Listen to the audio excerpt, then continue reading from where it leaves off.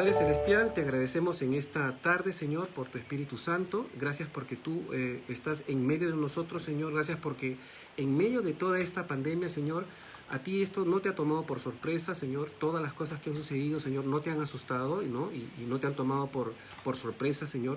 Tú no has hecho como que, uy, el mundo está mal y ahora qué vamos a hacer, cosas por el estilo. Simplemente, Señor, tú has permitido que todo esto pase por alguna razón, Señor. Tú estás de repente podando a la vid, a tu pueblo, de lo cual vamos a estudiar hoy día, Señor. Y tú por alguna razón permites todas las cosas, porque nada sucede, Padre Celestial, sin tu consentimiento, Señor. Así que te pedimos que tú nos des entendimiento de tu palabra hoy, Señor, en esta tarde. Y te lo pedimos de todo corazón en el precioso nombre de Jesús. Amén. Perdón, hermano. Bueno, entonces vamos a leer el primer bloque y vamos a hacer una pequeña introducción al respecto, porque este capítulo continúa las palabras de Jesús, como decía hace un momento, de la respuesta que Jesús le está dando a Pedro cuando Pedro le pregunta, Señor, ¿dónde es que te vas? ¿No? Porque Jesús dice, estaré un tiempo con vosotros y luego me iré, ¿no? Y donde yo voy ustedes no pueden venir. Y así como le dije al mundo, también se lo digo a ustedes, donde yo voy ustedes no pueden venir, ¿no? Entonces, pero esto os mando, que os améis unos a otros como yo os he amado, ¿no? El mandamiento del Señor de amarnos unos a otros no es nuevo, está en el decálogo, está en la ley. Ahora lo vamos a ver. Sin embargo, Jesús añade algo más que dice, como yo os he amado, es decir, con ese mismo tipo de amor sacrificial por los hermanos. Entonces, en ese sentido es que el Señor quiere que nosotros nos amemos, ¿no? Y bajo ese contexto es que Él está respondiendo a la pregunta de Pedro con estas palabras que estamos estudiando ahora. Entonces, vamos a leer la primera sección del versículo 1 al 6 y luego hacemos el estudio. Dice Juan capítulo 6, versículo 1, dice, yo soy la vid verdadera y mi Padre es el labrador. Todo pámpano que en mí no lleva fruto, lo quitará. Y todo aquel que lleva fruto, lo limpiará para que lleve más fruto. Ya vosotros estáis limpios por la palabra que os he hablado. Permaneced en mí, y yo en vosotros. Como el pámpano no puede llevar fruto por sí mismo, si no permanece en la vid, así tampoco vosotros, si no permanecéis en mí. Yo soy la vid, vosotros los pámpanos. El que permanece en mí, y yo en él, éste lleva mucho fruto. Porque separados de mí, nada podéis hacer. El que en mí no permanece, será echado fuera como pámpano, y se secará, y los recogen, y los echan en el fuego, y arden. Entonces, primero, para entender este contexto y esta analogía que Jesús está usando, hay que tener en mente como un entendimiento primario, vamos a decirlo así, del plan de redención de Dios, ¿no? A lo largo de la historia, y Dios lo ha revelado en su palabra. Y esto lo vemos cuando estudiamos el Antiguo Testamento, hermano. Entonces Dios escogió, básicamente para hacer un resumen cortito, ¿no? Dios escogió una vid, ¿de acuerdo? O sea, en los lomos de Abraham, por así decirlo. Llamó a Abraham de Ur de los Caldeos, y luego Abraham moró en tiendas un tiempo en Canaán, y luego su descendencia fue a parar a Egipto, ¿no? Por como Dios le advirtió, y estuvieron como esclavos 400 años, ¿de acuerdo? Entonces, de alguna manera Dios sacó a Egipto, ¿no? Y lo escogió sacó a Israel de Egipto, y escogió a Israel como si fuera una vid, ¿no es cierto? Es decir, Dios escogió una vid para que por medio de esta vid, de la vid, ¿no? Se haga conocido al mundo él mismo. Es decir, Dios quería usar al pueblo de Israel para que el pueblo de Israel transmita el mensaje de Dios, ya que la humanidad se había olvidado de Dios y estaban adorando a otras deidades, ¿de acuerdo? Entonces Dios sacó esta vid de Egipto y la plantó en Canaán, ¿de acuerdo? Su propósito era establecer esta vid para que testifique la realidad de Dios y conozcan cómo pueden ellos ser salvos, y no solamente ellos, sino también el resto del mundo. ¿Por qué? Porque recordemos que la promesa de Dios a Abraham fue, en tu simiente serán benditas todas las familias de la tierra. No solamente el pueblo hebreo, sino todas las familias de la tierra. Y es allí en donde nosotros somos injertados.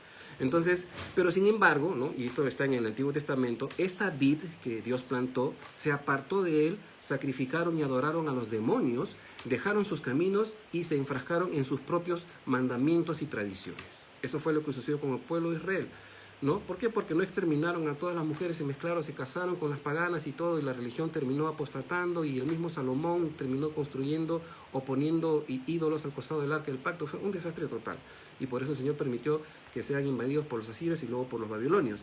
Entonces, con este trasfondo en mente, que Jesús les plantea esta sencilla alegoría a los discípulos, ¿no es cierto?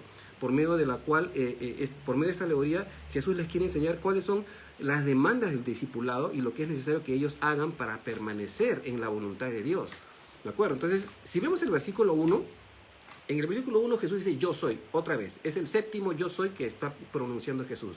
Lo cual ya estudiamos es el equivalente del tetagrama YHWH, que es el nombre de Dios en el Antiguo Testamento. Pero acá él dice que él es la vid, ¿de acuerdo? Entonces Jesús se coloca a sí mismo como la verdadera vid, ¿ya? En cumplimiento de lo prometido a Abraham, por así decirlo, ¿no es cierto? Como la simiente en la cual todas las familias de la tierra serán bendecidas. Pero Jesús no solamente aclara esto, que Él es la vid, sino que esta vid, ¿no? Él revela revela que su Padre, ¿ya? Su Padre mismo es, o sea, el Padre Celestial es el que labra la vid. Yo soy la vid y mi Padre es el labrador. Es decir, el Padre es el labrador de la vid. Y ahora, ¿qué es lo que hace un labrador? Un labrador trabaja la tierra, cuida la vid, vela por su integridad y mantenimiento, poda las ramas, poda las ramitas, los pámpanos, ¿no? Riega las raíces de la vid para que los pámpanos lleven fruto. De razón que con justa razón Jesús dijo, mi Padre hasta ahora trabaja y yo trabajo. Y esto lo dijo en Juan 15:17, porque el Señor es el labrador de la vid. Es interesante que notemos esto, ¿no es cierto? Entonces la intención del Padre es que los pámpanos lleven fruto, pero Él sabe que puede haber pámpanos o ramas que no van a dar fruto. Es allí en donde Él, el Padre, como labrador, va a actuar, ¿ya? Pero va a actuar en beneficio de la vid. Entonces, en el versículo 2, Jesús divide a los pámpanos en dos grupos, por así decirlo. Es decir, básicamente es elemental, ¿no? Los que dan frutos, o sea, los pámpanos que dan frutos y los pámpanos que no dan frutos. Esos son los dos tipos. Básicamente Jesús lo resume así. Si hacemos un estudio detallado del griego de este versículo, hermanos, nos vamos a sorprender. ¿Por qué? Porque primeramente quiero explicar algo en este versículo 2, ¿ya? Vamos a leerlo otra vez porque el versículo dice, todo pámpano que en mí no lleva fruto lo quitará, y todo aquel que lleva fruto lo limpiará para que lleve más fruto. Acá ustedes están leyendo que dice lo quitará. En sus Biblias léanlo. Ahí dice lo quitará, ¿no es cierto? Sin embargo, ¿ya? En este versículo hay que hacer una aclaración a la traducción, ¿de acuerdo? Hay que hacer una aclaración a la traducción. Para la palabra original, lo quitará, ¿ya? La palabra original es airo, del griego, obviamente, que significa, es un verbo primitivo que significa elevar, alzar. Y por implicación, cargar o llevar cargando, ¿de acuerdo?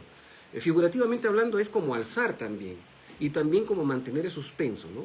Mantenerlo suspendido, así cargándolo constantemente. Es un aoristo, ¿de acuerdo? Entonces, no traduce quitar. Y esto es interesante, hay que verlo así, de esa manera. Es decir, la Biblia, quiero explicar algunas cositas aquí, porque, por ejemplo, para la traducción de la Biblia se emplean algunos métodos, algunas técnicas que vamos a estudiar ahorita, se las voy a dejar para que ustedes puedan revisar el video y los pueden estudiar después. Son métodos de traducción de la Biblia. El primer método importante es lo que se llama la equivalencia formal. ¿Ya? Ok, rapidito se los voy a decir. Equivalencia formal traduce lo más fielmente posible todas y cada una de las palabras del original, tan literal como sea posible. Es lo que se llama prácticamente transliteración. Este método, ¿no?, de traducción formal a veces no es comprensible debido a la sintaxis de cada idioma y por diferentes implicaciones gramaticales, por el vocabulario con sus significados. Por ejemplo, ¿qué Biblias traducen o usan la equivalencia formal en la traducción de los originales a nuestro idioma? La Biblia textual, la Reina Valera del 1909, la Reina Valera del 60, la Reina Valera actualizada. Son las Biblias que usan básicamente este método, aunque mixturan con otros también. Entonces, este sería el primer método de equivalencia formal. Después les voy a explicar por qué les estoy explicando esto. Ahora, el segundo método es equivalencia dinámica. ¿Ya? ¿Qué hace la equivalencia dinámica? Busca no tanto la literalidad, sino hace que el texto sea comprensible, pero marcando límites y considerando la literalidad, pero subjetivamente. Es decir, tan libre como sea posible. Es lo que se puede llamar como una interpretación, básicamente hablando. ¿Ya? Esto es lo que es equivalencia dinámica, como una interpretación. O sea, respeta el texto original, pero añade dinamismo a la traducción, ¿ya? ¿Qué Biblias más o menos usan este tipo de traducción? La Reina Valera contemporánea, la Reina Valera del 2015, la del 2020 que acaba de salir, la Nueva Versión Internacional, por ejemplo, o la Dios habla hoy. Y la Biblia de esos cortes, ¿no? Como el lenguaje octavo o algo así. Entonces, el tercer método de traducción, ¿de acuerdo? Es lo que se llama paráfrasis, ¿ok? Una explicación, ¿qué es la paráfrasis? Es una explicación amplificativa del texto para hacerlo más claro. Puede incluso pasar por alto la sintaxis del original y la transliteración. Tiene que usar elementos conceptuales y redefiniciones debido a la diferencia cultural y al idioma al que se traduce. ¿De acuerdo? ¿Qué Biblias más o menos son paráfrasis del texto original? Por ejemplo, la traducción al lenguaje actual. O por ejemplo, la nueva traducción viviente, que veo que muchos hermanos la usan. Entonces, esta traducción viviente, no, una traducción viviente es como una versión amplificada de la Biblia. Hay también la Biblia al día o la Biblia amplificada, varias paráfrasis de la Biblia, que si bien es cierto, no son directamente del original, sino de una traducción al idioma y luego interpretada, haciendo una paráfrasis, conforma estos métodos de traducción. Lo voy a repetir. Equivalencia formal, lo más literal posible. Equivalencia dinámica, con algunos juegos ahí para lograr comprender. Y por último, la paráfrasis, que es como decir lo mismo pero con otras palabras más comprensibles. Ahora, debido a la sintaxis y al vocabulario es difícil, inclusive ahora en nuestros tiempos. Por ejemplo, hermanos, les pongo un ejemplo. En inglés, por ejemplo, cuando ustedes dicen I did not do that, o con la contracción I didn't do that, ¿qué estoy diciendo? Yo no hice eso. Eso se traduce al español. Pero yo al traducirlo ahorita he usado una equivalencia dinámica. ¿Por qué? Porque si yo uso la equivalencia formal, yo tendría que traducir así. Yo hice no hacer eso. Entonces es un poco confuso cuando traducimos transliteralmente. Por eso dije que en la equivalencia formal hay algunas cosas un poco complicadas. Y ahí es donde nosotros tenemos que ir a los originales para ver realmente qué es lo que está pasando. Ahora, les he explicado esto, ¿por qué? Porque en el versículo 2, ¿de acuerdo? Teniendo en mente lo que dice el versículo 2, ¿ya? Dice Jesús, todo pámpano que en mí no lleva fruto lo quitará. Pero acabamos de ver que en el original griego no dice lo quitará, ¿de acuerdo? Dice airo o airo, que significa lo levantará. Y solamente estuve haciendo una revisión de todas las versiones al español y solamente hay una sola Biblia, hermanos, que traduce literal. Es decir, la Biblia textual, y lee así. Juan 15:2 en la Biblia textual suena así. Todo pámpano que en mí no lleva fruto, lo levanta. Y todo el que lleva fruto, lo limpia para que lleve más fruto. ¿No? La Biblia textual. ¿De acuerdo? Entonces, la palabra está en presente activo. Es decir, que si alguna rama no lleva fruto, el Padre, que es el labrador, lo levanta. Pero, sin embargo, Reina Valera ha traducido lo quitará. Y esto ha causado mucha implicancia, ¿de acuerdo? Como que si tú no das frutos, no te mantienes, te pierdes, te vas al infierno y cosas por el estilo. Y ha causado mucha confusión. Entonces, la idea del original, en realidad, si vemos el estudio, la idea del original es, pudiéramos hablarlo de esta manera. Primero, toda rama que está unida a la vid, pero no da fruto, el Padre la levanta. Es decir, la coge, la cuida, la sostiene, para que pueda dar fruto. Segundo, toda rama que sí da fruto, el Padre mismo la poda para que siga dando fruto y pueda dar más fruto. O sea, el pámpano que no da fruto, el Padre lo levanta. Y el pámpano que da fruto, el Padre lo poda para que dé más fruto. ¿De acuerdo? Entonces, el énfasis en realidad en el texto o lo que está diciendo Jesús, el énfasis no está tanto en las ramas ni en el fruto, sino en la vid. ¿De acuerdo? Porque Jesús dice, en mí. Esa es la clave para entender el versículo. En mí. No depende de nosotros, depende de Cristo. Sin embargo, hay muchos pámpanos que no pertenecen a la vid. Son pámpanos de otras vides. Y aparentan ser pámpanos de la vid verdadera, pero no lo son. Entonces hay que tener en cuenta esto. Luego, en el versículo 3, ¿ya? Jesús dice que la palabra ya los ha limpiado. Ustedes ya están limpios por la palabra que yo les he hablado. Es interesante. ¿Por qué? Porque ellos todavía en este momento no han nacido de nuevo. Ya lo estudiamos. Jesús después, posteriormente, vamos a verlo cuando Jesús después de resucitado le dice, recibid el Espíritu Santo, y sopla sobre ellos, y en ese momento ellos reciben el Espíritu Santo. Y es más, Jesús dice, os conviene que yo me vaya, porque si yo no me voy, el Consolador no puede venir. ¿De acuerdo? Entonces, en el versículo 3 es interesante que Jesús dice, ustedes ya están limpios por la palabra que yo les he hablado. Imagínense el poder vivificador de la palabra. Y luego, los versículos 4 y 5 son bien pragmáticos y son decisivos. Y lo he dividido en 4 puntos. Primero, tenemos que permanecer en Jesús y Jesús en nosotros para poder llevar fruto. ¿De acuerdo? Tenemos que permanecer en Jesús y Jesús en nosotros para poder llevar fruto. Ahora, el fruto no proviene de la rama, y esto hay que tenerlo claro. Proviene de la vid, aunque la rama es la que manifiesta el fruto. ¿De acuerdo? El fruto no proviene de la rama, proviene de la vid, del árbol. ¿Sí? Pero la rama es la que evidencia el fruto. Punto 2. De igual manera, Jesús es el que nos nutre a nosotros, ¿no?, para producir fruto. Los verdaderos frutos. El fruto de la vid.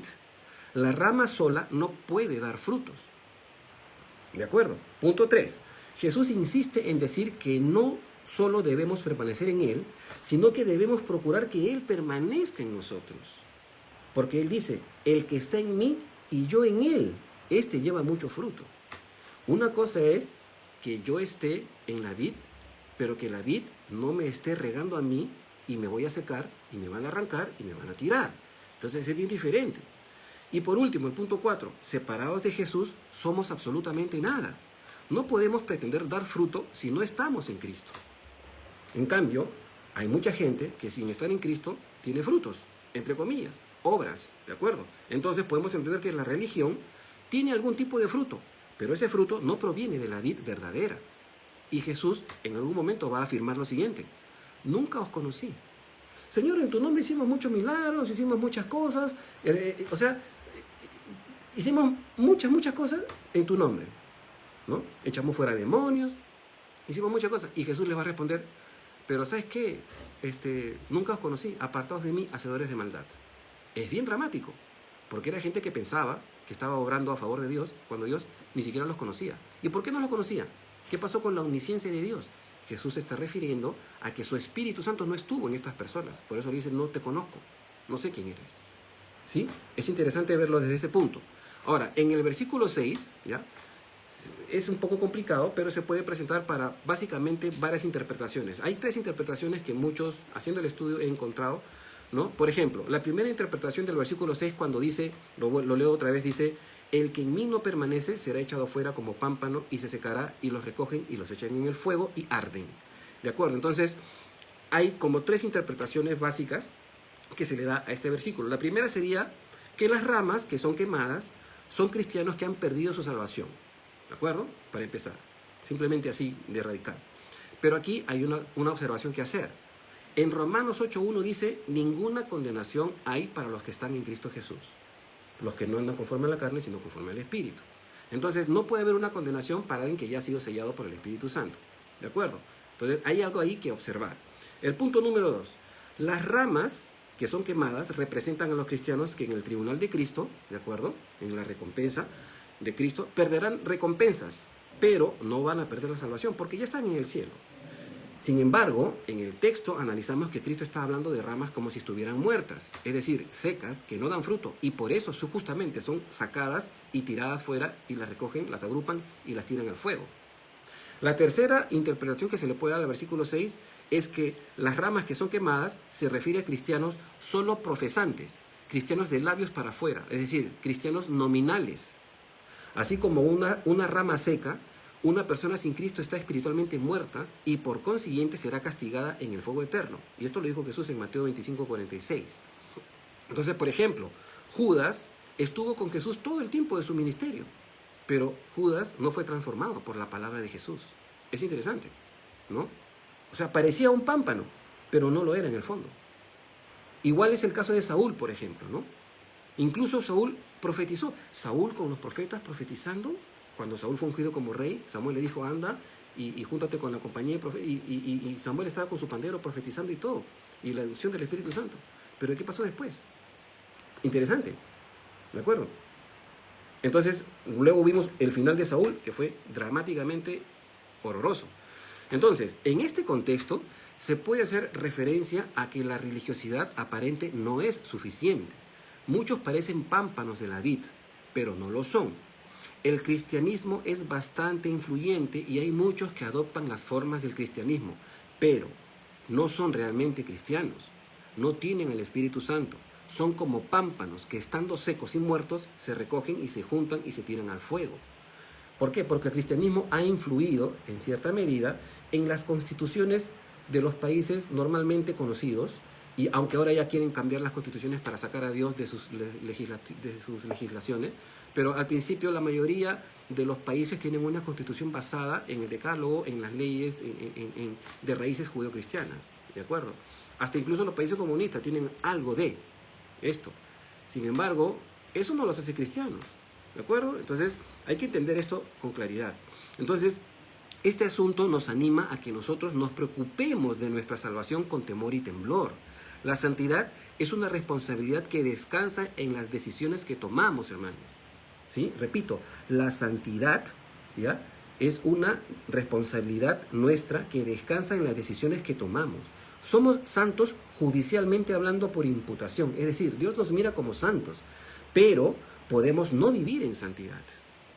Porque Dios no nos agarra del cuello para ser santos. Él dice, sed santos porque yo soy santo, pero no nos obliga. Y aún siendo hijos del Señor, tenemos albedrío para decirle no a Dios y pecar contra Dios. Lo vemos. Entonces, somos santos judicialmente hablando por imputación, es decir, Cristo nos hizo justos para con el Padre. ¿De acuerdo? Cristo nos hizo santos para con su Padre. Pero nosotros debemos permanecer en santidad en Él. Porque la santidad es la savia que fluye de Él hacia nosotros. Y esto es lo interesante, ¿de acuerdo? Entonces, tenemos que mantenernos dependientes de la savia que Cristo nos da por medio del Espíritu Santo. Y esa es la idea de lo que Jesús está diciendo acá. Entonces, para redondear esta idea, quiero leerles lo que está en Romanos, capítulo 11. Rápido nomás lo voy a leer, del versículo 17 al versículo 24. Miren cómo Pablo también usa esta analogía de una planta respecto a la salvación de los gentiles.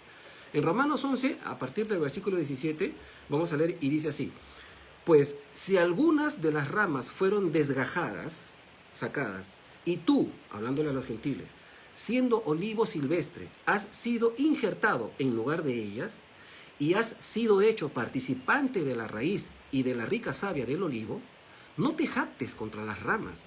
Y si te jactas, sabe que no sustentas tú a la raíz, sino la raíz a ti. Las ramas es el pueblo judío, la raíz es Cristo Jesús. Versículo 19. Pues las ramas, dirás tú, fueron desgajadas para que yo fuese injertado. Bien, por su incredulidad fueron desgajadas, es cierto, porque rechazaron al Mesías. Pero tú por la fe estás en pie, porque nosotros hemos aceptado a Jesús por la fe, porque no lo hemos visto nunca, ¿de acuerdo? Entonces Pablo dice, no te ensoberbezcas, sino teme. O sea, no te enorgullezcas, no te la creas, sino teme. Versículo 21, porque si Dios no perdonó las ramas naturales, a ti tampoco te perdonará. ¿Y de qué está hablando Pablo aquí? Interesante, ¿no? Versículo 22, mira pues la bondad y la severidad de Dios. La severidad ciertamente para con los que cayeron, pero la bondad para contigo. Si permaneces en esa bondad. Aquí está la condicional, la misma condicional que Jesús pone. Si permaneces en mí y yo en ti, puedes llevar fruto, porque separado de mí nada puedes hacer. Entonces, pues de otra manera, tú también serías cortado, dice el versículo 22, lo releo. Mira pues la bondad y la severidad de Dios, la severidad ciertamente para con los que cayeron, pero la bondad para contigo si permaneces en esa bondad. Pues de otra manera tú también serías cortado. Versículo 23 de Romanos 11 dice, y aun ellos, si no permanecieren en incredulidad, serían injertados, pues poderoso es Dios para volverlos a injertar. Porque si tú fuiste cortado del que por naturaleza es olivo silvestre, como los pámpanos que parecen de la vid pero no lo son, ¿de acuerdo? Y contra naturaleza fuiste injertado en el buen olivo, cuánto más estos, que son las ramas naturales, serán injertadas en su propio olivo. Entonces Pablo está tomando también la analogía de una planta y que las ramas, igual que los judíos al principio, nosotros también. Y si no permanecemos allí, corte y confección. Simple como eso. ¿De acuerdo? De allí podemos teologizar. ¿La salvación se pierde o no se pierde? Hermano, solo lo sabe Dios. Nosotros los vivos no podemos decir la salvación se pierde, si se pierde, no se pierde, no se, etc. ¿Por qué? Porque nunca hemos estado más allá de la muerte y hemos vuelto para constatarlo. Es difícil, ¿de acuerdo? Como enseñó el pastor Chuck Smith, son las dos líneas del tren que están así, juntas, y ambas permiten al tren avanzar. Y esto es lo importante. Entonces Pablo también usa una analogía de una planta. El olivo santo es Israel. En su analogía no hay duda que la permanencia depende de nosotros. Y esto lo dice en el versículo 22, en donde dice, si permaneces en esa bondad. Esto hace que nuestra dependencia del Espíritu Santo sea capital. Sin la ayuda del Señor estamos fritos, hermanos. O sea, depende de Dios que tú seas más santo o depende de las decisiones que tú tomes. Es interesante observarlo así, porque Jesús está siendo bien dramático en el versículo 6, y lo voy a volver a leer para pasar al siguiente bloque. El que en mí no permanece será echado fuera como pámpano, y se secará y los recogen y los echan en el fuego y arden. Interesante, hermano. Versículo 7 al 11, vamos avanzando. Si permaneces en mí, Jesús está redundando otra vez, y mis palabras permanecen en vosotros, pedid todo lo que queráis, o todo lo que queréis, y os será hecho.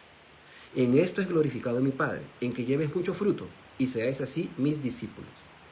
Como el Padre me ha amado, así también yo os he amado. Permaneced en mi amor.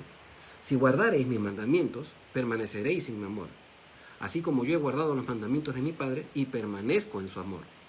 Estas cosas os he hablado, para que mi gozo esté en vosotros y vuestro gozo sea cumplido.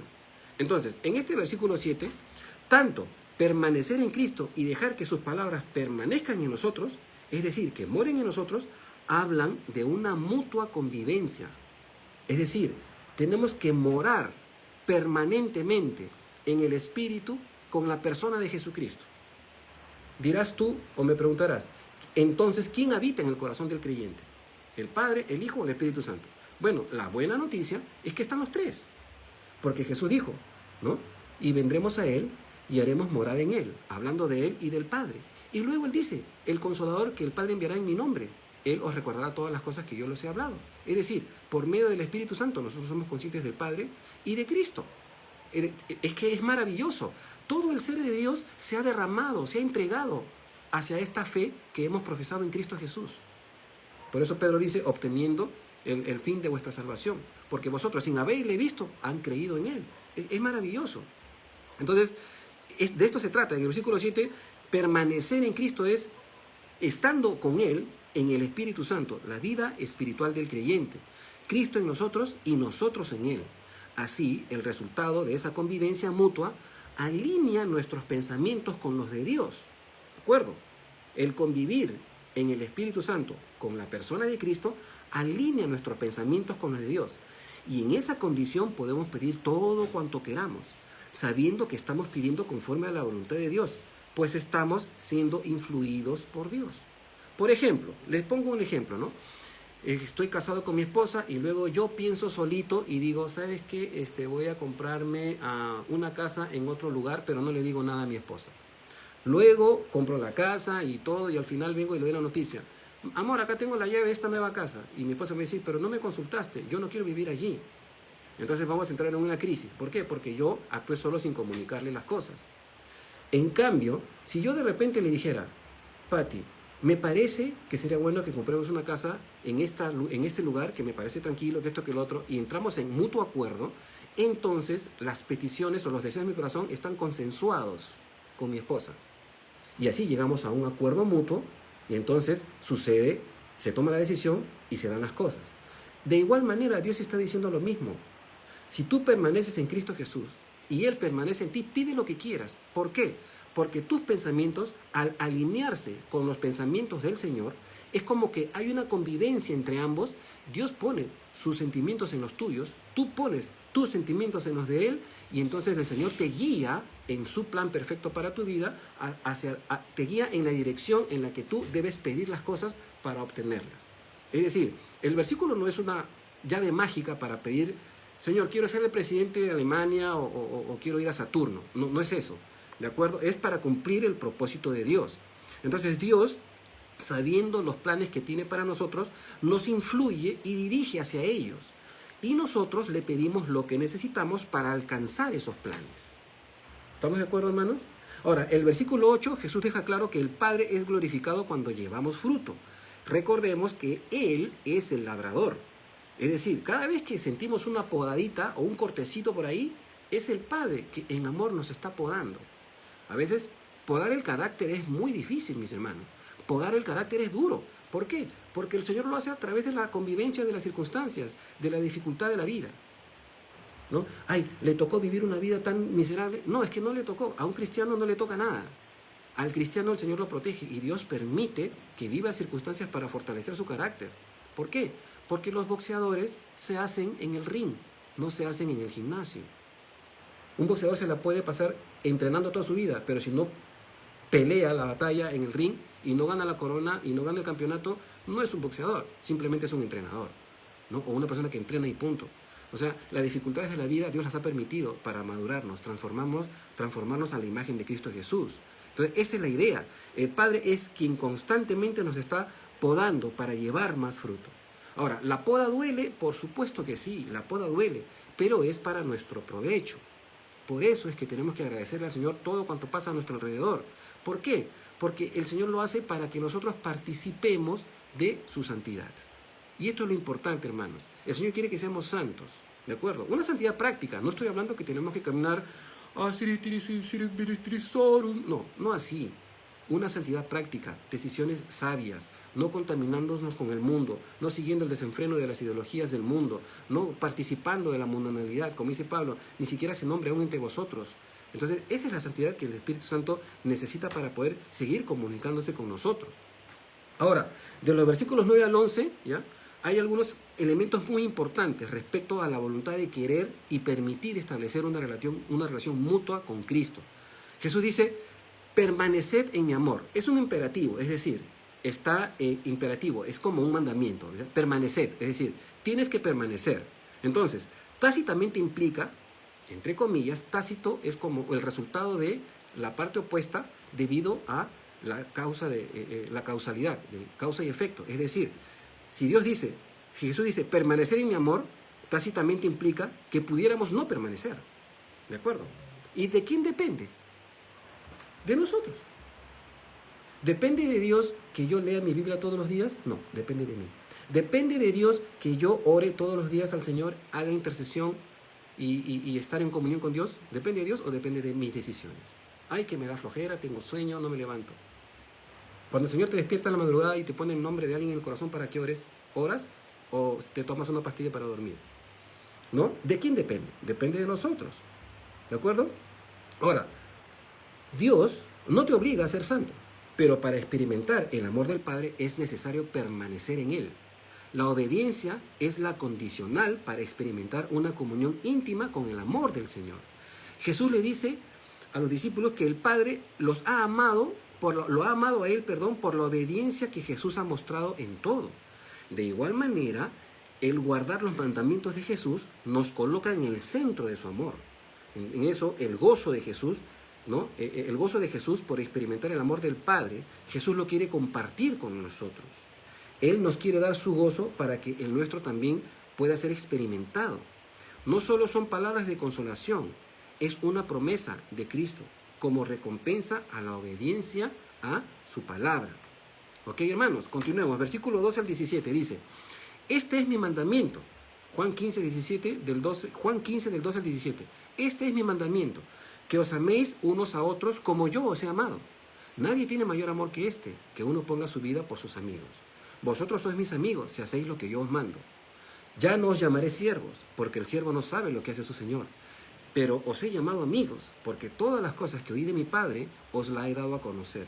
Qué amoroso es el Señor. No me elegisteis vosotros a mí, sino que yo os elegí a vosotros. Y os he puesto para que vayáis y llevéis fruto, y vuestro fruto permanezca, para que todo lo que pidierais al Padre en mi nombre, Él os lo dé. Esto os mando, que os améis unos a otros. Aquí también hay un versiculito que vamos a estudiar. Primero, los versículos 12 y 13 es decir, los versículos 12 y 13 son, aparte de ser una ratificación de lo que Jesús está diciendo en Levítico 19 y 18, y lo vamos a leer, dice, no te vengarás, Levítico 19 y 18 dice, no te vengarás ni guardarás rencor a los hijos de tu pueblo, sino amarás a tu prójimo como a ti mismo, yo Jehová. Este es el mandamiento que está en Levítico 19 y 18, ¿de acuerdo?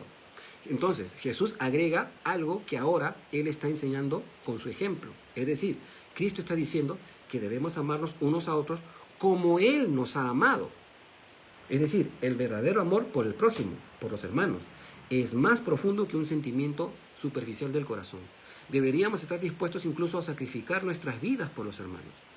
No sé, hermanos, realmente no sé si literalmente, pero al menos hacer todo lo posible para que nuestros hermanos puedan ver que realmente yo estoy dispuesto a hacer cualquier cosa por ellos. Entonces Jesús lo refuerza en el versículo 13. ¿Por qué? Porque dice, uno puede dar la vida por los amigos. Eso es el verdadero amor. La preocupación por la situación de nuestros hermanos debemos ser sensitivos, ¿de acuerdo? Incluso en los pequeños detalles, ¿sí? Ahora tenemos la tecnología por la cual podemos comunicarnos con hermanos que así nomás no podemos comunicarnos porque viven lejos, etc. Es importante mantener esta comunión. Los versículos 14 y 15 demuestran la profundidad del compromiso que Jesús ofreció a sus discípulos. Él les dice que su amor es tal que Él les ha confiado todo y que les ha declarado todo lo que el Padre le ha mostrado a Él. Esto los coloca a ellos en un lugar de preferencia, entre comillas. Jesús dice, ya no los llamaré siervos, sino amigos, pues les ha permitido tener un acceso íntimo en su relación con el Padre. Es interesante. Ahora, un siervo literalmente es un esclavo, ¿no? No tiene relación cercana con el amo. El siervo solamente hace lo que el amo le dice y punto, ¿no? Sin embargo, los amigos sí tienen una conexión cercana con el amo. Normalmente un esclavo hace lo que se le dice, sin comprender que lo que hace su señor o los propósitos de su señor a él de repente le va o le viene, simplemente obedece, no tiene ningún problema, tiene que cumplir con las órdenes y punto. Pero Dios nos llama ahora sus amigos. Es interesante esto, hermano, porque no solamente se lo dijo a sus discípulos, nos lo está diciendo hoy a nosotros, que somos sus amigos. Entonces esto es intimidante, al menos para mí, porque yo me pregunto, ¿estoy a la altura de eso? ¿Realmente Dios puede decirme a mí, Iván, tú eres mi amigo? ¿No? ¿Realmente me siento como amigo de Dios? ¿Dios me ha confiado todo su corazón? ¿Qué relación guardo yo con Él, con el Señor? ¿No? Jesús no es un Señor antojadizo o renegón, es afable y cordial. Es Dios absolutamente, pero quiere recibir nuestro amor de manera genuina, no porque Él nos ha obligado o nos está amenazando. El versículo 16 se ha usado de muchas maneras fuera de contexto, ¿ya? Vamos a leerlo otra vez, el versículo 16 que dice, no me elegisteis vosotros a mí, sino que yo os elegí a vosotros, y os he puesto para que vayáis y llevéis fruto, y vuestro fruto permanezca, para que todo lo que pidáis al Padre en mi nombre, Él os lo dé. Entonces, este versículo se ha usado fuera de contexto y se ha querido usar para respaldar doctrinas, enseñanzas antibíblicas e interpretaciones excluyentes. ¿Sí, hermano? Entonces, en el contexto, básicamente, en el contexto de lo que Jesús está hablando, hermanos, ¿no? Porque nosotros no estudiamos fuera del contexto, en el contexto en el que Jesús está hablando, Jesús les recuerda que, contrario a la práctica común de esos tiempos de los discípulos escoger a su maestro, ¿ya? Jesús los había escogido a ellos y no ellos a él. O sea, para aclarar esto, tenemos que entender que en la época de Jesús, aquellos que querían un conocimiento más profundo de las Escrituras podían escoger con quién estudiarlas. Pablo, por ejemplo, estudió a los pies de Gamaliel, uno de los teólogos más caros de la época, ¿no? Lo cual indica que Pablo era una persona de recursos. Entonces, Jesús los eligió particularmente para una misión y su Padre contestaría sus peticiones para que pudieran llevar a cabo esa misión. Por eso dice, lo que pidieres al Padre en mi nombre. Como también está esto mismo en Juan 14, Juan 16, 23 al 24, Juan 16, 26. Sin embargo, la teología sistemática, y esto es triste, hermanos, afirmarlo, la teología sistemática ha sacado fuera de contexto estas palabras de Jesús y las han asociado con otros versículos que hablan de la predestinación. Entonces acá se entra en un trompo. Ahora, ciertamente la predestinación sí existe y Pablo la describe muy bien. Por ejemplo, en Efesios 1:11, ¿ya? Dice así Pablo, en Él, en Cristo, asimismo tuvimos herencia, habiendo sido predestinados conforme al propósito del que hace todas las cosas según el designio de su voluntad. Pablo está diciendo que en Cristo hemos sido predestinados. Ahora, miren lo que dice Pedro. En 1 de Pedro 1:2 dice, elegidos según la presencia de Dios Padre en santificación del Espíritu para obedecer y ser rociados con la sangre de Jesucristo. Gracia y paz os sean multiplicadas. Ahora, el asunto radica no en que Dios nos ha, el asunto radica en que Dios nos ha elegido en Cristo. Es decir, los que hemos sido elegidos, no hemos sido elegidos por nuestros méritos, puesto que aún no habíamos nacido. ¿De acuerdo? Aunque Dios es ubicuo al tiempo, ¿de acuerdo? Él puede saber quiénes van a aceptar a Jesús y los lleva hacia Él. Pero eso no implica que cada uno decida si puede ser salvo o no. No depende de la persona. Pero Dios sabe si le vas a aceptar o no. Por eso es que te lleva a Jesús. Por eso Jesús dice bien claro, todo aquel que el Padre lo trae vendrá a mí. ¿Por qué? Porque el Padre sabe que esa persona va a creer.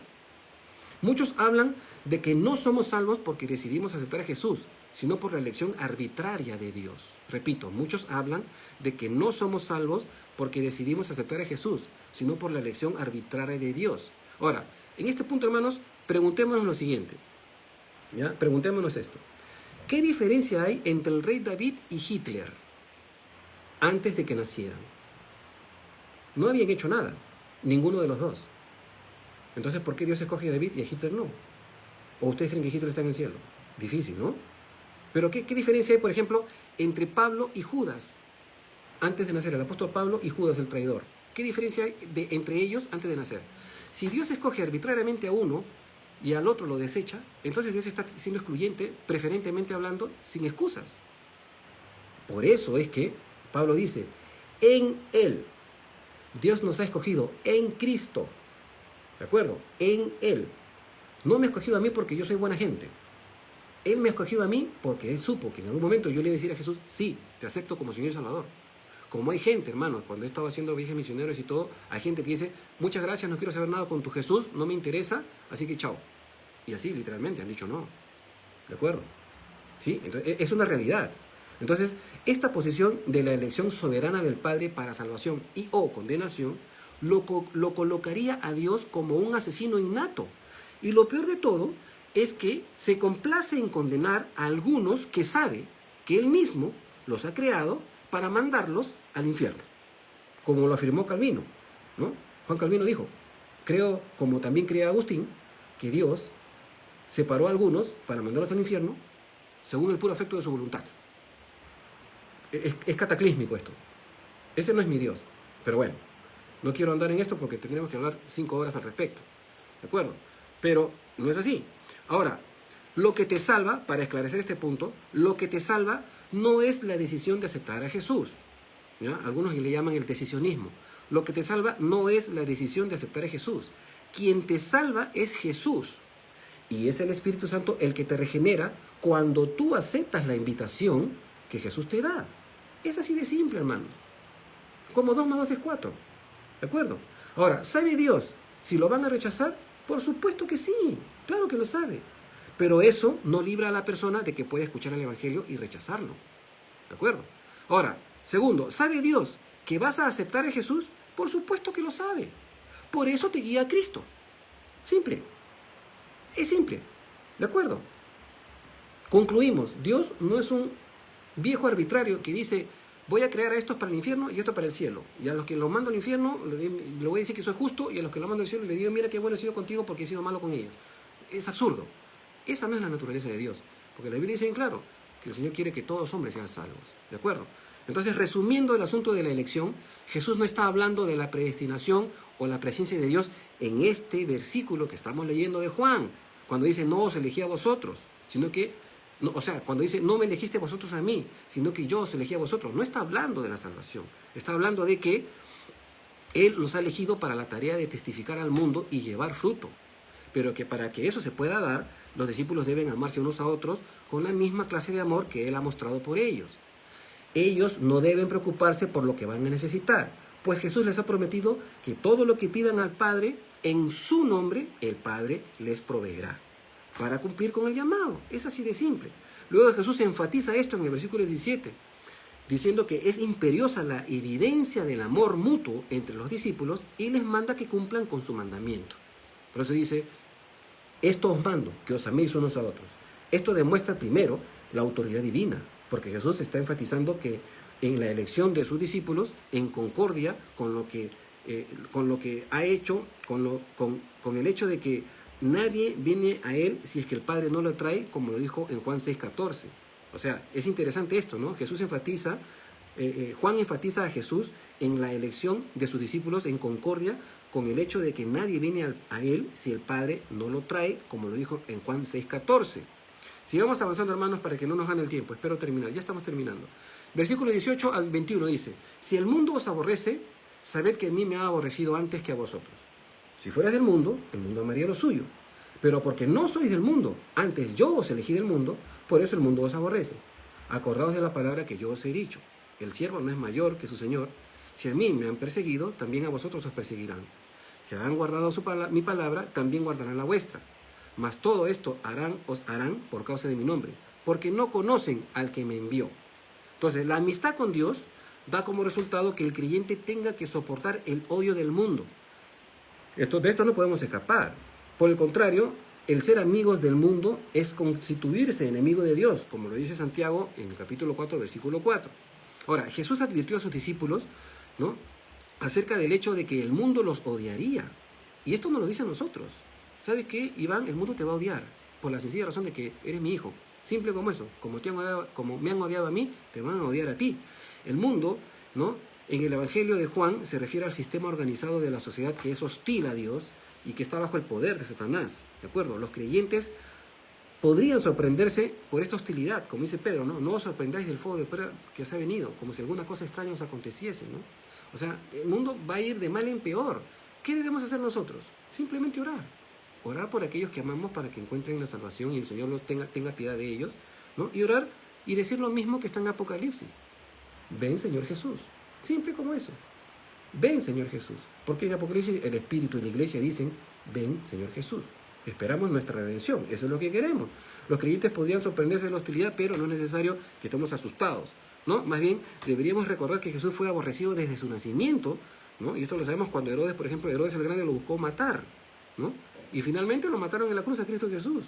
Entonces, ¿qué es ser amigo del mundo? ¿Es tomarse una cerveza o fumarse un cigarro? En estas son las cositas en donde muchos cristianos tienen conflictos, ¿de acuerdo? Que si tomas, que si fumas, que si bailas, etcétera de cosas. Son trivialidades, ¿de acuerdo? ¿No? Ser amigo del mundo es prácticamente formar parte de su sistema de creencia, ¿de acuerdo? Aceptar su rechazo y la palabra del Señor. Y renunciar a creer en la divinidad de Cristo Jesús. Es conformarse a sus principios en vez de seguir la palabra de Cristo. Eso es el sistema del mundo. Un mundo que cada vez más se aleja de Dios y que ahora quieren legalizar las abominaciones que la Biblia condena. Esto es importante notarlo. En el versículo 19 Jesús dice que no somos del mundo, ¿no? Y esto no es poético ni figurativo, es literal. El amor del mundo es egoísta e interesado. Ama lo suyo, es decir, a los que son de su propio carácter y de su propia conducta. Aún la gente mala, los malvados, sienten cierto afecto natural por los de su misma clase y conducta. En este caso, iguales atraen a iguales. Entonces, la frase, pero ya no sois del mundo, es literalmente, se lee así: pero porque del mundo no son o no sois más. Y esto enfatiza la causa del odio de parte del mundo. El que nosotros no sigamos su desenfreno y su filosofía nos hace a nosotros extranjeros, pero no por mucho tiempo. ¿Saben por qué? Porque nosotros vamos a heredar el mundo en el milenio con Cristo, ¿no? En Apocalipsis dice bien claro: yo soy el que vivo, estuve muerto y tengo las llaves de la muerte y del abismo. El Señor decide qué es lo que te pasa y qué es lo que no te pasa. Amén. Porque el Señor es todopoderoso y nos cuida. Entonces Jesús nos ha elegido de entre los del mundo, no porque fuéramos especiales, sino porque también le recibimos como Salvador. Aceptamos y guardamos su palabra. La Biblia entera fue dictada por Jesús, porque Él es el Verbo, la expresión de Dios. Pues Él es la palabra de Dios. El Espíritu Santo inspiró a los escritores por medio de Cristo. ¿Por qué? Porque miren lo que dice 1 de Pedro 1, del 10 al 11. Dice: los profetas que profetizaron de esta gracia destinada a vosotros inquirieron y diligentemente indagaron acerca de esta salvación, escudriñando qué persona y qué tiempo indicaba el Espíritu de Cristo que estaba en ellos, el cual anunciaba de antemano los sufrimientos de Cristo y las glorias que vendrían tras ellos. Dice, escudriñando qué persona y qué tiempo indicaba el Espíritu de Cristo que estaba en ellos. Interesantísimo, ¿no? ¿Quién dictó la palabra, el decálogo, las leyes? ¿Quién dictó todo eso a Moisés? Jesús. Él es el cumplimiento de la ley. Él es la ley y Él es el cumplimiento de la ley. Entonces, justamente, el guardar su palabra nos hace separarnos del mundo, ¿no? No podemos huir de esta realidad. El mundo nos va a traicionar, nos va a aborrecer, nos va a excluir, nos va a menospreciar, nos va a denigrar, nos va a calumniar, nos va a odiar y nos van a querer matar. Así como persiguieron al maestro, así perseguirán a sus discípulos. Así que no nos sorprendamos cuando se dicten leyes contra la moral y lo natural. Sigamos intercediendo por este mundo, aunque el mundo nos deteste. Por eso Jesús dice, orad por los que os persiguen y bendecid a los que os insultan y los maltratan. ¿De acuerdo?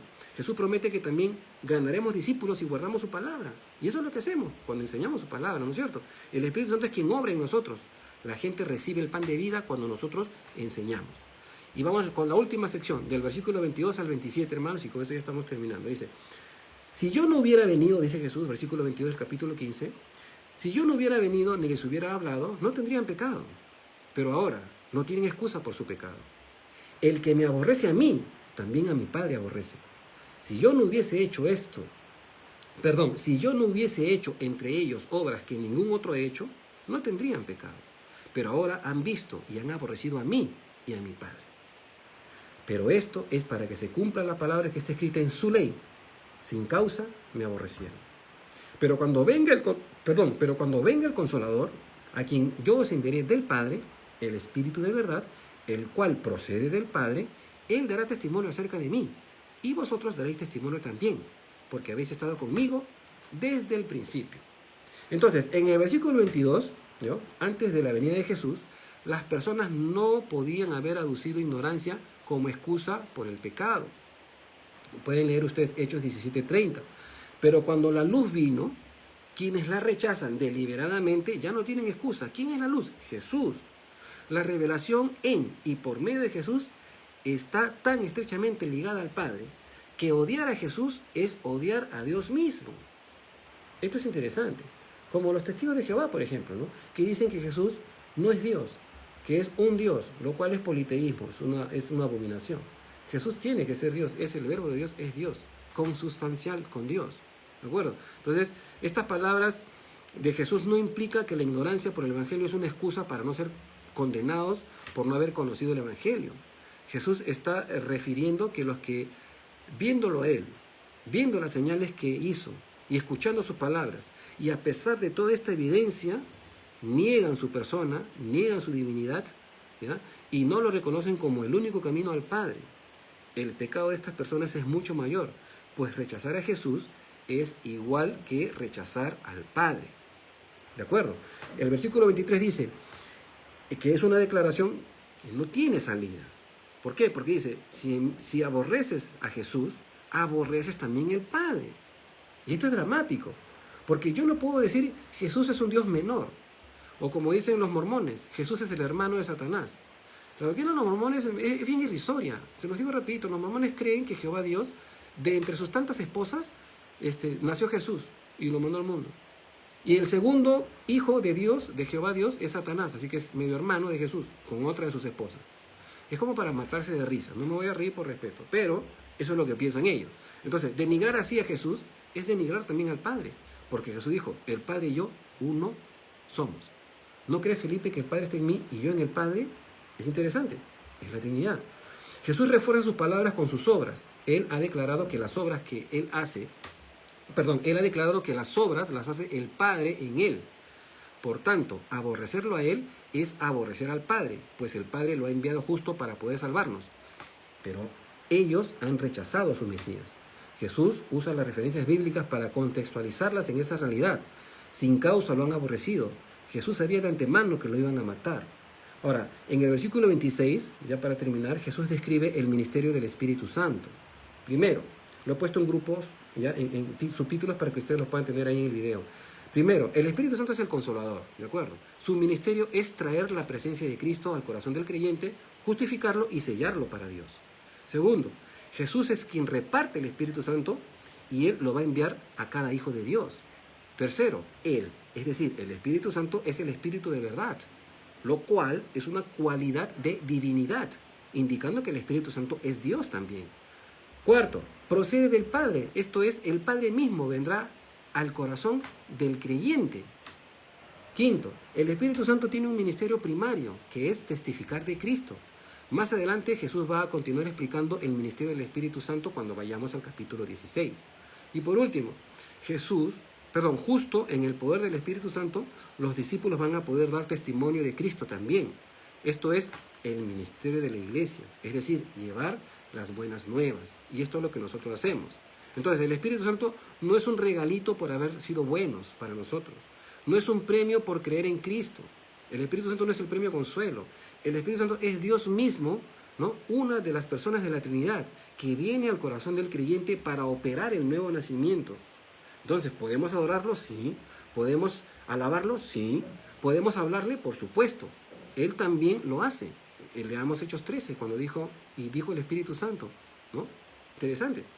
Él es quien obra en nosotros la redención y nos hace hijos de Dios. No solo es un agente como una fuerza activa, como dicen los testigos de Jehová. Es el ser mismo de Dios. Pablo dice al único Dios invisible. Y vimos la vez pasada que el Espíritu Santo tiene cualidades del viento, que actúa, se ve sus efectos, pero no se le ve. Entonces, hermano, es importante. Este capítulo ha sido bien fascinante, me ha gustado mucho compartir con ustedes. No le quiero robar más tiempo, ¿no? Hemos aprendido algunas cosas. Compartan los videos. Permítame hacer una oración y luego nos despedimos, ¿sí? Padre Santo, te agradecemos por tu palabra, Señor.